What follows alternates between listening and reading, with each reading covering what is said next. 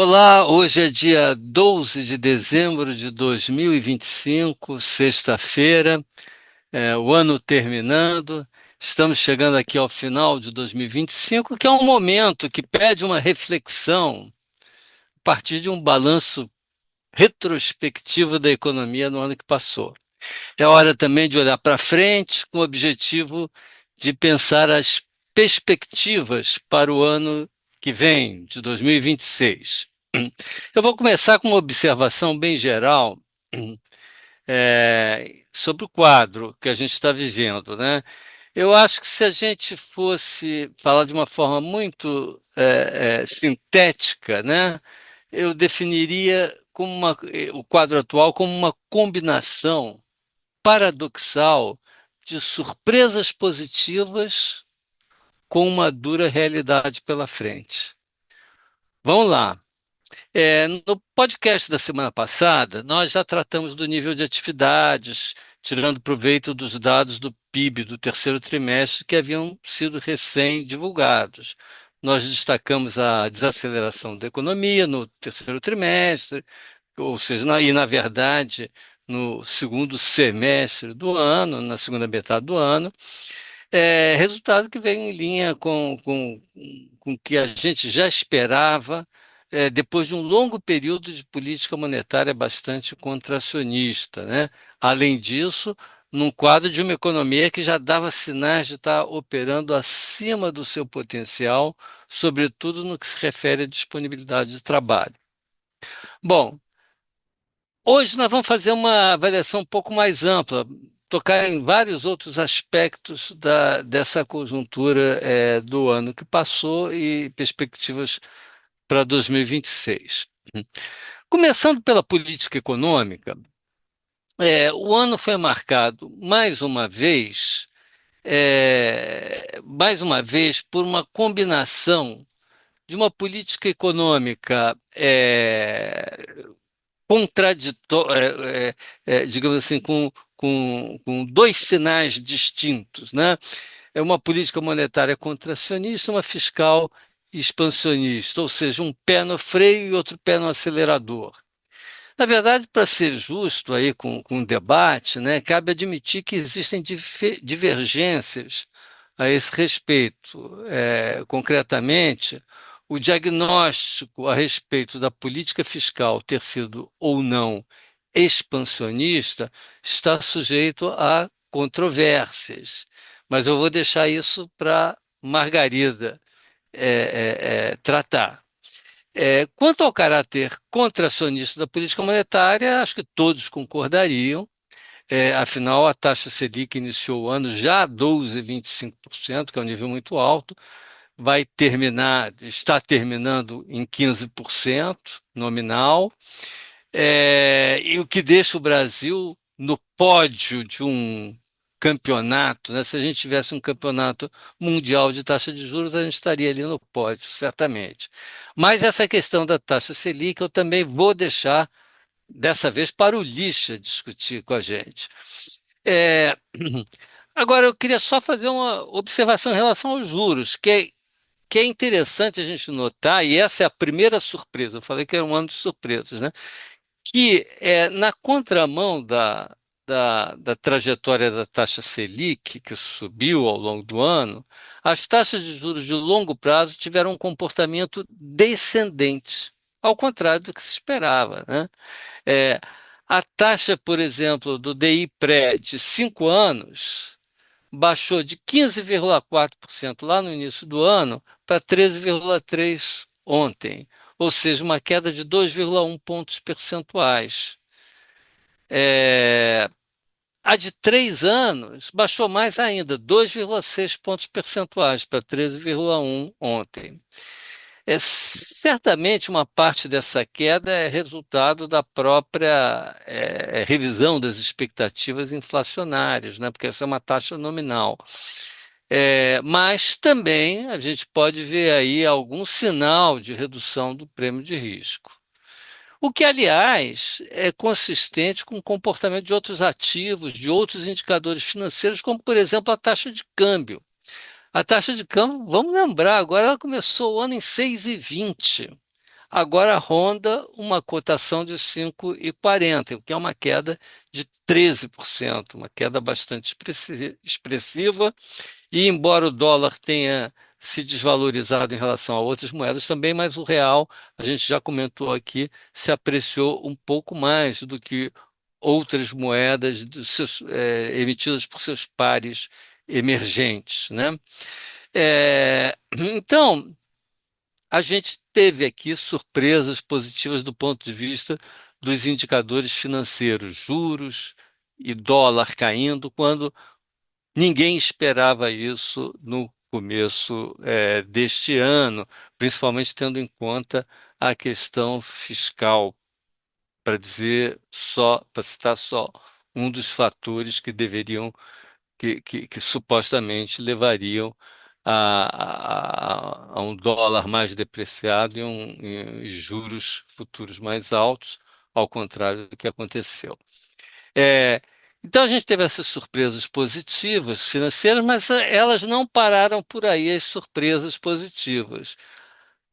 Por exemplo, a inflação. A inflação em novembro, acumulada em 12 meses, recuou para 4,46%. Ficou abaixo do limite superior da meta. É, é verdade que para isso contribuíram decisivamente dois fatores, que foi a super safra agrícola e o que a gente falou agora há pouco, a apreciação da taxa de câmbio. Esses dois fatores, inclusive, eles ficam muito claros o peso dele quando a gente olha o IPCA por dentro e vê algumas categorias que foram afetadas pela super safra e pelo câmbio. Então, por exemplo, os produtos industriais, né, que são comercializáveis, têm os preços muito afetados pelo câmbio.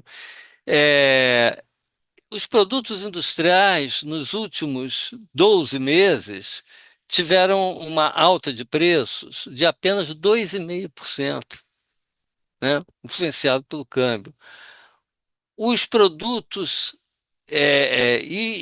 quanto ao efeito do choque agrícola positivo, né, da super safra, os alimentos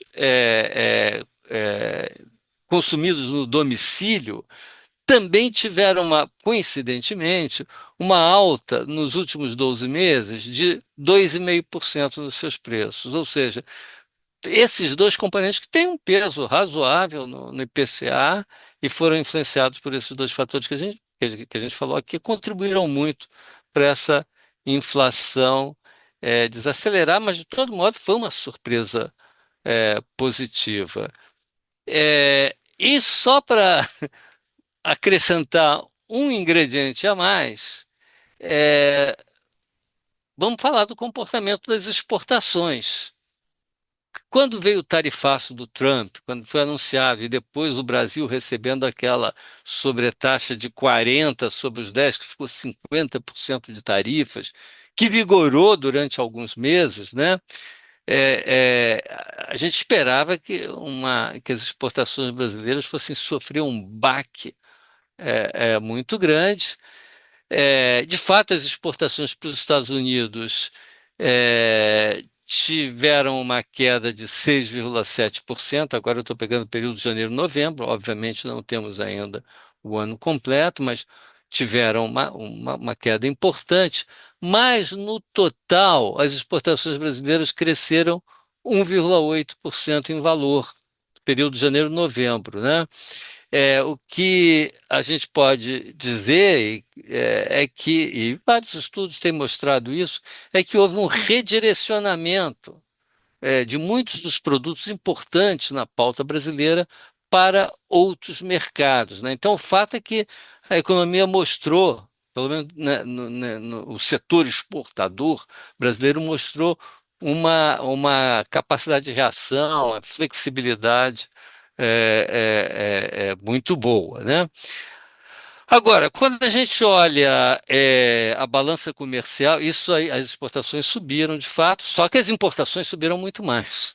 É, Subiram 7,2% no período, o que fez com que o saldo comercial brasileiro tivesse uma queda de bilhões de dólares nesses 11 primeiros meses do ano, 70 bi para 58 bi aproximadamente.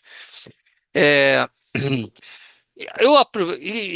isso aí tem a ver, obviamente, com o fato que a gente discutiu muito aqui, né, de crescimento da demanda doméstica num contexto em que a oferta está relativamente restrita. Mas eu aproveito o gancho aqui dessa queda dos valores da balança, da balança comercial, do saldo comercial brasileiro, para fazer um pequeno comentário sobre o balanço de pagamentos de uma forma mais geral nesse ano, né? Se a gente for pegar as transações correntes, que além da balança comercial inclui balanço de serviços e de rendas, é, o déficit no período janeiro-outubro, aí os dados vão só até outubro, foi de 62 bilhões de dólares, uma alta do déficit de quase 11 bilhões em relação ao mesmo período do ano passado. Em percentagem do PIB, esse déficit chegou a 3,3% do PIB, que é um número já bem altinho, né? Há 2 anos atrás, um pouco mais, esse déficit estava mais próximo de 1% do PIB. É, nós temos comentado aqui nesse podcast como a economia enfrenta uma situação de oferta restrita, né? A gente está começando a bater aí no teto, né? Políticas de expansão da demanda agregada tendem a gerar duas coisas: ou aumento da inflação, ou aumento da déficit de transações correntes, quer dizer, importações líquidas crescentes. Ou então as duas coisas em conjunto, né? Então, e ambas são preocupantes, né? Tanto aumento de inflação como déficit externo. Mas até aqui, essas duas questões não têm sido problemas, né? Por quê? Porque a inflação, como a gente comentou aqui, né, sofreu aquele efeito muito favorável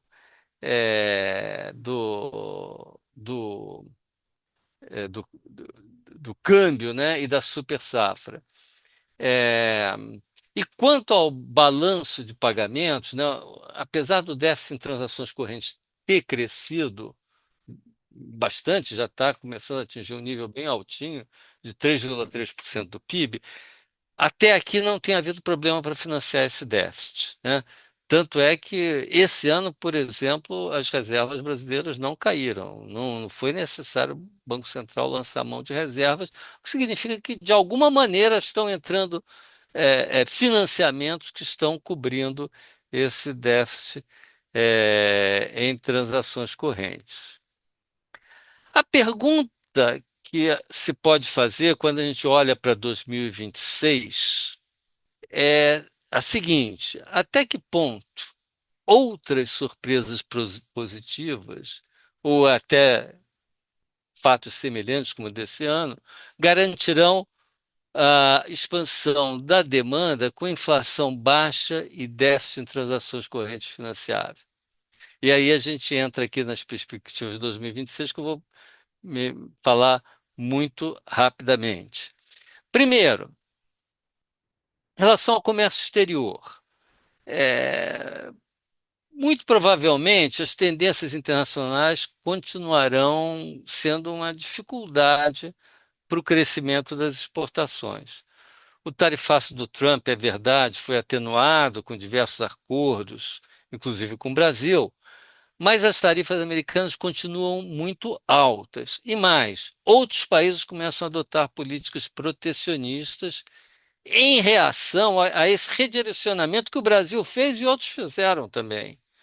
Então, o exemplo mais recente é o do México, que essa semana estabeleceu tarifas bastante elevadas sobre as exportações brasileiras, da China e de vários outros países. Por quê? Porque o Brasil começou a redirecionar para o México, para outros países, e aí o México reage.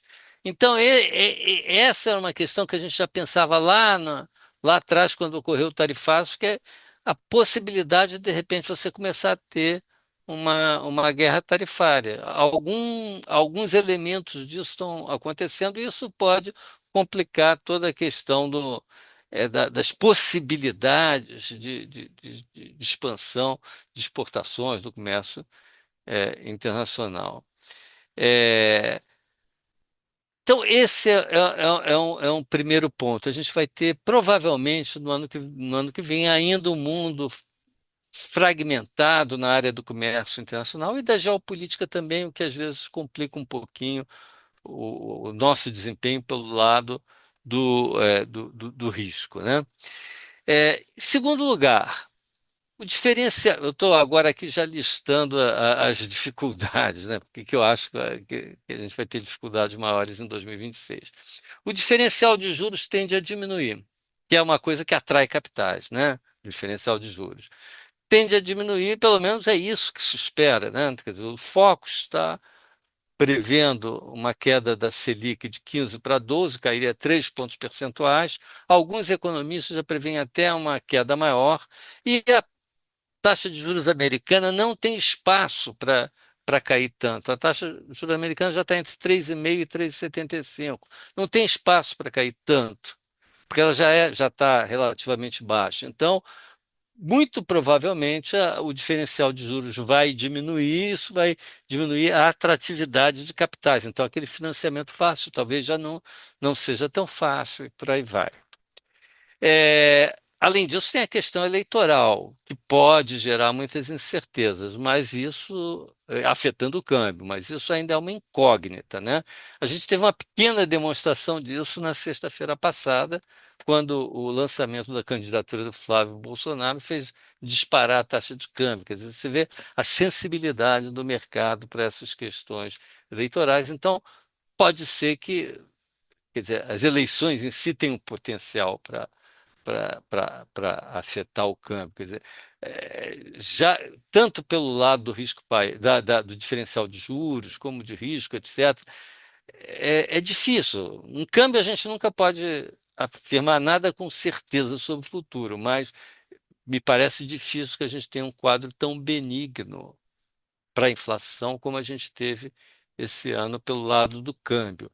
Pelo lado do outro componente que ajudou muito a inflação nesse ano, que foi a super safra agrícola. Agora, o mais recente levantamento sistemático da produção agrícola do IBGE está prevendo uma safra nacional de cereais, leguminosas e oleaginosas de 3% abaixo da do ano passado. Então, a gente teria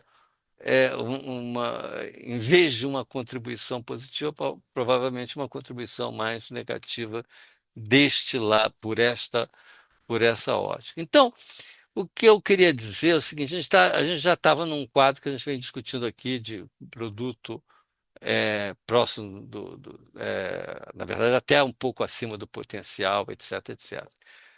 Se houver crescimento forte da demanda, será que isso vai virar mais inflação, mais déficit de balanço de pagamentos? Existe esse risco, é o que eu estou aqui apontando. Mas por tudo isso, enfim, e salvo novas surpresas positivas, que por enquanto a gente não pode antecipar ou imaginar, tudo parece indicar que em 2026 nós vamos ter aí uma realidade econômica bastante dura pela frente.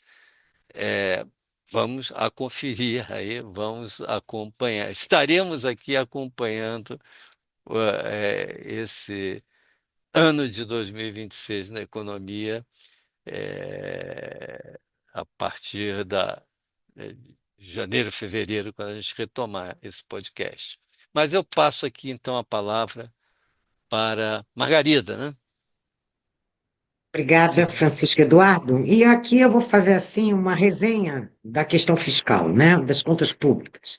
A gente está encerrando aí o segundo ano de vigência do novo arcabouço fiscal, que é um conjunto de novas regras fiscais em substituição ao teto dos gastos que vigorou entre 2017 e 2023. O novo arcabouço fiscal, embora bem mais flexível que a regra anterior, ele pretendia garantir uma certa previsibilidade para a trajetória da dívida pública PIB e, ao mesmo tempo, acomodar uma série de demandas sociais, especialmente na área de saúde, na área de educação, infraestrutura, investimentos públicos, né? Transcorridos aí 2 anos, a gente agora pode fazer uma análise um pouco maior, e eu vou fazer aqui uma análise em 3 níveis. Será que esse conjunto de regras está permitindo, de fato, vislumbrar uma estabilização para a dívida pública PIB? Primeira questão. A segunda questão é, em que medida o novo arcabouço fiscal é sustentável? No sentido de que suas regras são possíveis de serem cumpridas. Ou seja, o novo arcabouço fiscal é crível? É a segunda questão.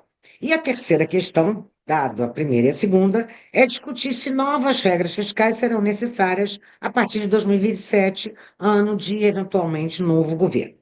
Então, vamos aqui começar pela primeira pergunta, né?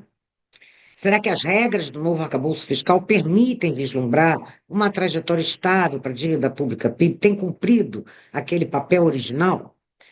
Trata-se de uma questão muito relevante no caso brasileiro, porque a dívida pública PIB já é muito alta, os juros que incidem sobre essa mesma dívida são muito altos, e a perspectiva de que ela possa continuar a crescer acaba determinando condições financeiras macroeconômicas mais severas, mais apertadas, em termos de taxa de câmbio, risco país, juros futuros, etc., comprometendo aí o ritmo de crescimento econômico. Então, vamos aí a uns dados, né? Nós fechamos o ano de 2024 com uma dívida pública PIB de 76,5%. E devemos encerrar o ano de 2025 com uma dívida pública PIB próxima a 80%. Lembrando que foi o ano de 2025, um ano que o Brasil deverá ter crescido em torno de 2,5%, uma taxa de crescimento bastante razoável. Para 2026, as previsões por hora se situam em torno de uma dívida pública que deverá alcançar um nível de 83% do PIB em dezembro do ano que vem, né? Lembrando aqui novamente que a trajetória da dívida pública PIB depende da evolução de 3 variáveis.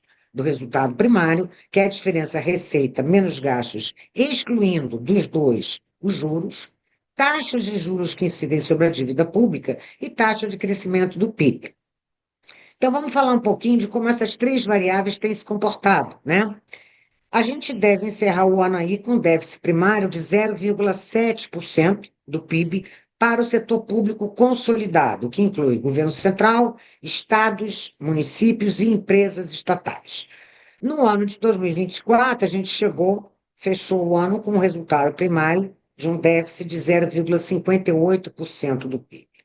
Lembrando que essa piora que a gente está tendo em 2025, ela também se deve ao maior déficit das empresas estatais brasileiras, né? Então, se a gente considerar apenas as estatais federais, de janeiro a outubro de 2023, elas experimentaram um resultado primário zerado. Já em janeiro a outubro de 2025, esse déficit passou para 0,06% do PIB. Para o ano de 2026, o déficit primário em relação ao PIB projetado é de 1,2%. Tá? Bom, em relação, esse é um primeiro resultado, né? Se a gente considerar os juros nas nossas contas de fluxos fiscais, o déficit fiscal previsto para este ano é de 9,1% do PIB. Para o ano que vem, de 9,5% do PIB. O ano passado, nós fechamos com déficit fiscal de 8,5%. A diferença está na conta de juros, né? Essa piora expressiva do resultado fiscal ao longo desses anos, né? 24, 25 e provavelmente ano que vem também, ela reflete, evidentemente, o aumento das taxas de juros, né? E também da Selic e de juros associados aos títulos públicos, tá? E também tem a ver com o próprio aumento da dívida pública. Agora, um déficit público dessa magnitude, ele tem algumas implicações, né? 9,1% do PIB, que é o déficit projetado para esse ano, significam quase 1,4 trilhão de reais, que o governo terá tomado emprestado em 2025, contribuindo para canalizar para si poupanças privadas que poderiam ter sido alocadas no mercado de capitais para o financiamento de empresas. Além disso, Considerando esse déficit de 9,1% do PIB e uma carga tributária atualmente na faixa de 33% do PIB, nós temos aí que aproximadamente 42% do PIB são intermediados pelo setor público no Brasil, né?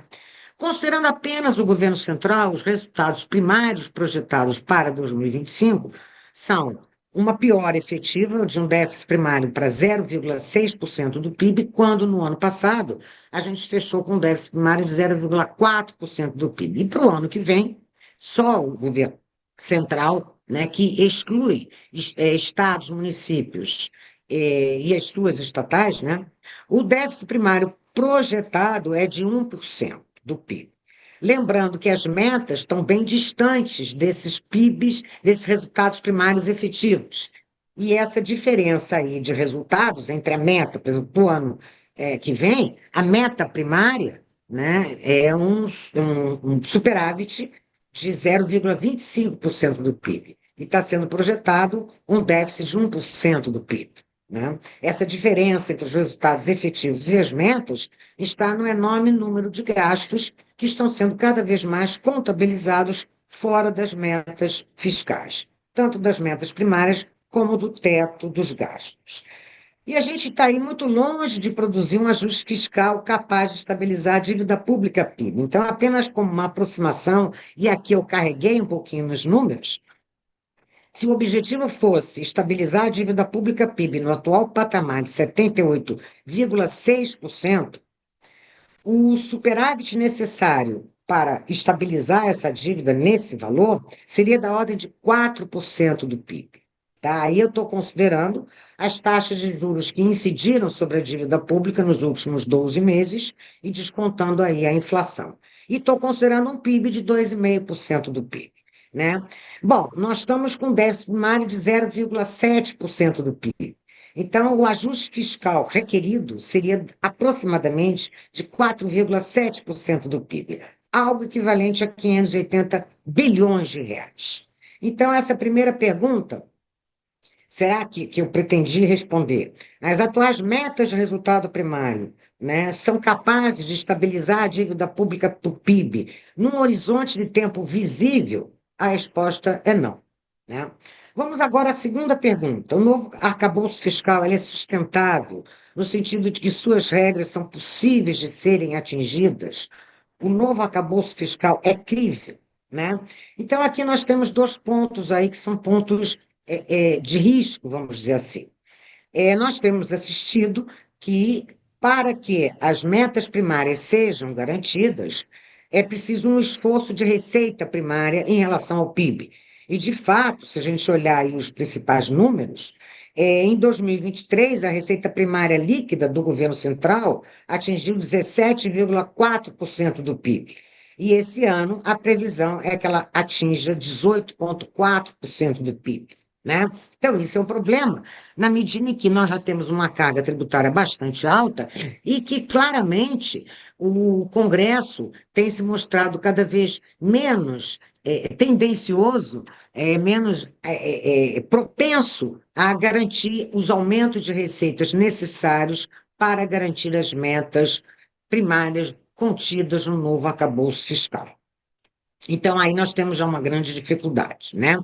Então, por exemplo, para o ano que vem, ainda há uma série de medidas de elevação de receita que dependem ainda do aval do Congresso. E aí nós estamos falando de quase 30 bilhões de reais, né?